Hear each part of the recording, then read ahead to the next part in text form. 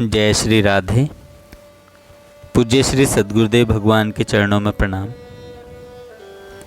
परम पूज्य श्री भाई जी श्री हनुमान प्रसाद जी पोद्दार द्वारा दीपावली पर विशेष प्रवचन। पूज्य श्री भाई जी कहते हैं, दीपावली पर हमारे यहाँ प्रधानतः 4 काम हुआ करते हैं। घर का कूड़ा कचरा निकालकर घर को साफ करना और सजाना, कोई नई चीज़ खरीदना, खूब रोशनी करना और श्री लक्ष्मी जी का आह्वान तथा पूजन करना। काम चारों ही आवश्यक हैं, किंतु प्रणाली में कुछ परिवर्तन करने की आवश्यकता है। यदि वह परिवर्तन कर दिया जाए तो दीपावली का महोत्सव 12वें महीने न आकर नित्य ही बना रहे और कभी उससे जी उबे ही नहीं।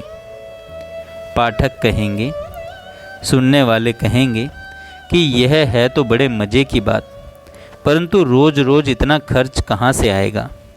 इसका उत्तर यह है, फिर बिना ही रुपए पैसे के खर्च के यह दिवाली महोत्सव बना रहेगा और उनकी रौनक भी इससे खूब बढ़ी चढ़ी रहेगी। अब तो उस बात के जानने की उत्कंठा सभी के मन में होनी चाहिए। उत्कंठा हो या ना हो, मुझे तो सुना ही देनी है। ध्यान से सुनिए। दीपावली पर हम कूड़ा निकालते हैं, परंतु निकालते हैं केवल बाहर का ही। भीतर का कूड़ा ज्यों का त्यों भरा रहता है, जिसकी गंदगी दिनों दिन बढ़ती ही रहती है। वह कूड़ा रहता है भीतर घर में, शरीर के अंदर मन में। कूड़े के कई नाम हैं: काम, क्रोध, लोभ, अभिमान, मद, वैर, हिंसा, ईर्ष्या, द्रोह, घृणा और मत्सर आदि। ये प्रधान नाम हैं।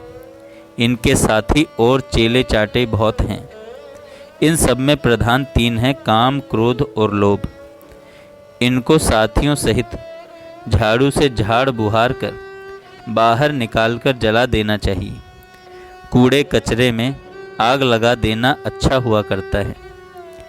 जहाँ यह कूड़ा निकला कि घर सदा के लिए साफ हो गया। इसके बाद घर सजाने की बात रही। हम लोग केवल ऊपरी सजावट करते हैं, जिसके बिगड़ने और नाश होने में देर नहीं लगती। सच्ची सजावट है अंदर के घर को दैवी संपदा के सुंदर सुंदर पदार्थों से सजाने में। इनमें अहिंसा, सत्य, ब्रह्मचर्य, दया, शौच, मैत्री, प्रेम, संतोष, स्वाध्याय, अपरिग्रह, निरभिमानता, नम्रता, सरलता आदि मुख्य हैं। हमारी धारणा है कि साफ सजे हुए घर में लक्ष्मी देवी आती है।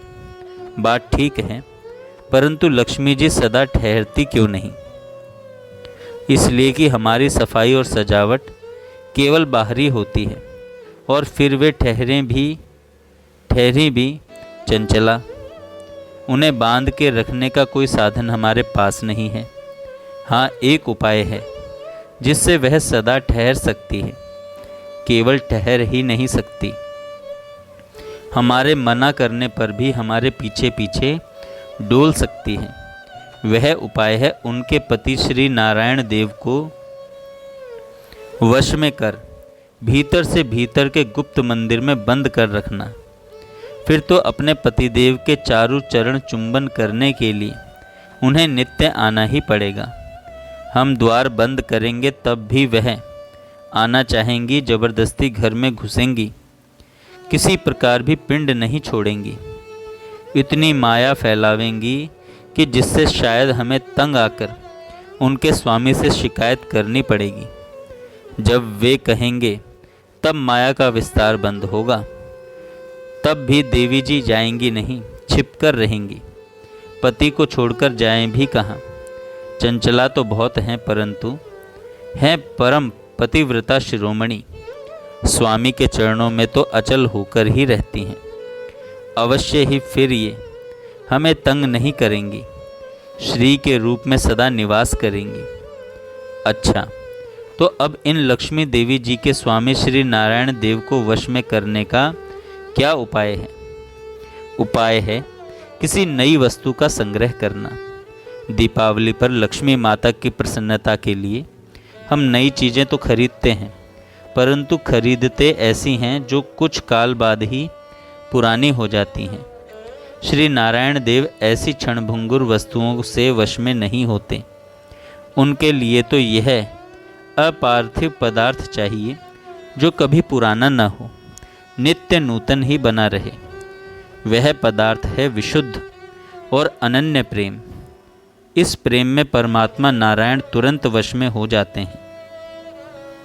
जहाँ नारायण वश में होकर पधारे कि फिर हमारे सारे घर में परम प्रकाश अपने से अपने आप ही छा जाएगा, क्योंकि संपूर्ण दिव्य अति दिव्य प्रकाश का अगाध समुद्र उनके अंदर भरा हुआ है।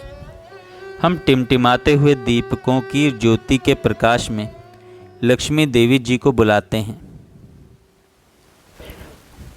बहुत करते हैं तो आजकल की बिजली की रोशनी कर देते हैं, परंतु यह प्रकाश कितनी देर का है, और है भी सूर्य के सामने जुगनू की तरह दो कौड़ी का। श्री नारायण देव तो प्रकाश के अधिष्ठान हैं। सूर्य उन्हीं से प्रकाश पाते हैं, चंद्रमा में चांदनी उन्हीं से आती है, अग्नि को प्रभा उन्हीं से मिलती है। यह बात मैं नहीं कहता, शास्त्र कहते हैं, और भगवान स्वयं अपने श्री मुख से पुकार कर कहते हैं। गीता जी में जब समस्त जगत की घोर अमावस्या का नाश करने वाले भगवान भास्कर, सुधा वृष्टि से संसार का पोषण करने वाले चंद्रदेव और जगत के आधार अग्नि देवता उन्हीं के प्रकाश से प्रकाशित होते हैं। इन तीनों का त्रिविध प्रकाश उन्हीं के प्रकाश अंबुधिका एक क्षुद्र कण है। तब जहाँ वह स्वयं आ जाएं, वहाँ के प्रकाश का तो ठिकाना ही क्या। उनका वह प्रकाश केवल यहीं तक परिमित नहीं है। ब्रह्मा की जगत उत्पादनी बुद्धि में उन्हीं के प्रकाश की झलक है। शिव की संहार मूर्ति में उन्हीं के प्रकाश का प्रचंड रूप है। ज्ञानी मुनियों के हृदय भी उसी आलोक कण से आलोकित हैं। जगत के समस्त कार्य, मन बुद्धि की समस्त क्रियाएं उसी नित्य प्रकाश के सहारे चल रही हैं। अतएव पहले काम, क्रोध, लोभ रूप कूड़े को निकालकर घर साफ कीजिए, फिर दैवी संपत्ति की सुंदर सामग्रियों से उसे सजाइए। तदनंतर प्रेम रूपी नित्य नवीन वस्तु का संग्रह कीजिए और उससे लक्ष्मीपति श्री नारायण देव को वश कर हृदय के गंभीर अंतस्थल में विराजित कीजिए। फिर देखिए, महालक्ष्मी देवी और अखंड अपार आलोक राशि स्वयमेव चली आएंगी। देवी का अलग आवाहन करने की आवश्यकता नहीं रह जाएगी। हाँ, एक यह बात आप और पूछ सकते हैं कि श्री नारायण को वश में कर देने वाला वह प्रेम कहाँ, किस बाजार में मिलता है। इसका उत्तर यह है कि वह किसी बाजार में नहीं मिलता। प्रेम न बाड़ी नीपजे, प्रेम न हाथ बिकाए। उसका भंडार तो आपके अंदर ही है। ताला लगा है तो उसे खोल लीजिए। खोलने का उपाय, चाबी है श्री भगवान नाम चिंतन। प्रेम का कुछ अंश बाहर भी है, परंतु वह जगत के जड़ पदार्थों में लगा रहने से मलिन हो रहा है। उसका मुख श्री नारायण की ओर घुमा दीजिए, वह भी दिव्य हो जाएगा। उसी प्रेम से भगवान वश में होंगे। फिर लक्ष्मी नारायण दोनों का एक साथ पूजन कीजिएगा। इस तरह नित्य ही दिवाली बनी रहेगी। टका लगेगा ना पैसा, पर काम ऐसा दिव्य बनेगा कि हम सदा के लिए सुखी, परम सुखी हो जाएंगे।